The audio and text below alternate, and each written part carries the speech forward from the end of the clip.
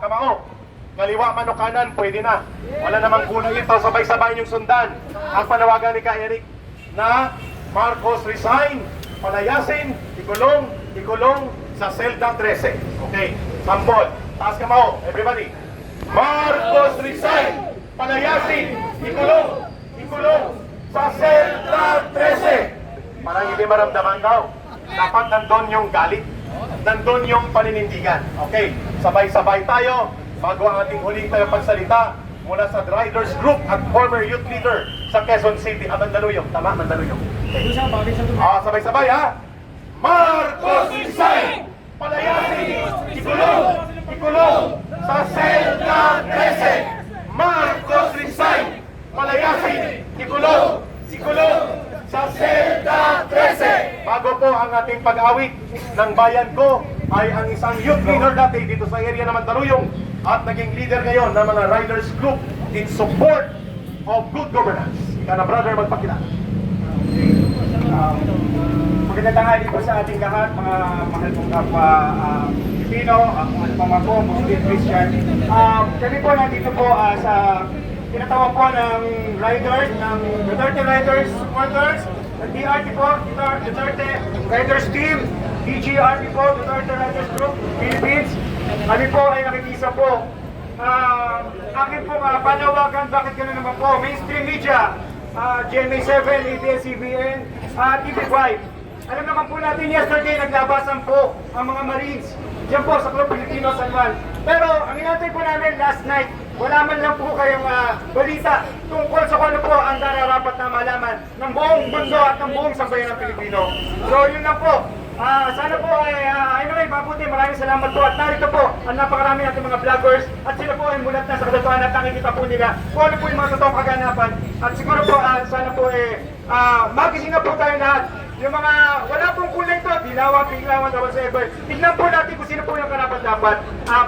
Kasi iba na po ang kalagayan ng ating PBBM. So, dapat po alam naman po natin, sundin po natin ang batas kung ano po ang karapat-dapat, dapat nalalaman po natin ang kanyang tunay na kalusugan. Kasi, kung mapapasin niyo po, isisingit ko lang din po sayang, wala po rin si Consiel Ronnie Rodopig eh. Kaya po nagmamadali ang ating Senate President Tito Soto na ma-impeach ang ating puting Bibi Sara. Dahil nga naman pag nawala ang Presidente, papayag ba kayo sa uubong Pangulo? Yun lang po yung logic to eh. So tuloy po, nakikisa po ang buong Riders Team, Duterte po. Maraming salamat po. Maraming salamat, brother. Everybody, please come forward.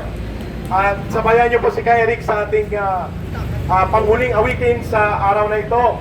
Pero ina-announce na natin, abangan nyo ang March 10 at March 11. March 11, 1 year ng pagdukot at pagkidnap kay Tatay Digong.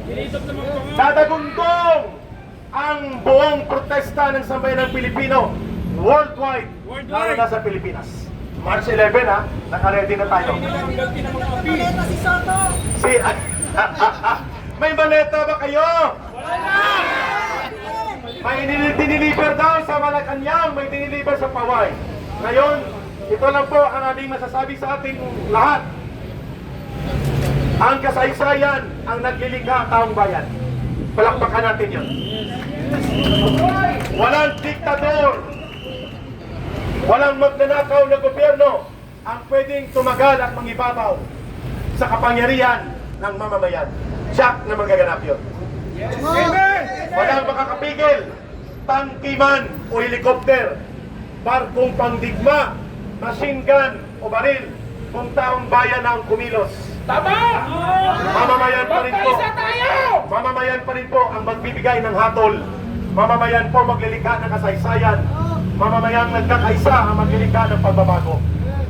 Yun nga, narinig na natin, ibabalik na muli ang tunay na tapang at malasakit sa isang matuwid na gobyerno.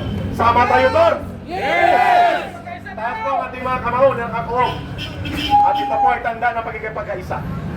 Ang bandila po dito sa harap, iwagay-way natin. At awitin po natin ang bayan ko, ilang linya lang. And then magdi-disperse tayo at magpapasalamat tayo sa pagkikipagkaisa na ito. Kay sarap mabuhay sa sariling bayan, kung walang alipin at may kalayaan. Ang bayan sinisingil, bukas ay pabangon din. Ang silangay pupula sa timyas ng paglaya. Everybody join us. Paibon mang may layang lumipad, gulungin mo ang umiiyak. Bayan pa kayang sakdal ilang, ang di magnasang makaalpas. Pilipinas kong minumutya, bugad ng luha at dalita. Aming antika, makita kang sakdalaya. Aming antika, makita kang sakdalaya. Marcos resign, palayasin, ikulong, ikulong. Sa Selda 13! Marcos resign, palayasin, Ikulong! Ikulong! sa Selda 13. Mabuhay ang sambayan ng Pilipino. Magkikita tayo March 10 and March 11 and onwards. Maraming salamat, Chief. Maraming salamat sa mga kapulisan, MMDA at lahat ng mga nandito, lalo na ang mga nag-participate. Our program for today ends now. Umayo tayo at magpakatatag.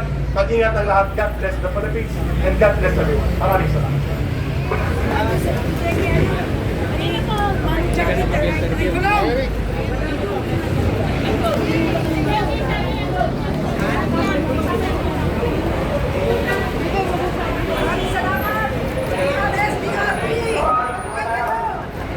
DRS, PRT! Mabuhay! Maraming salamat po. Lahat ng sumuporta. Sama-sama po tayo. DRS! DRT!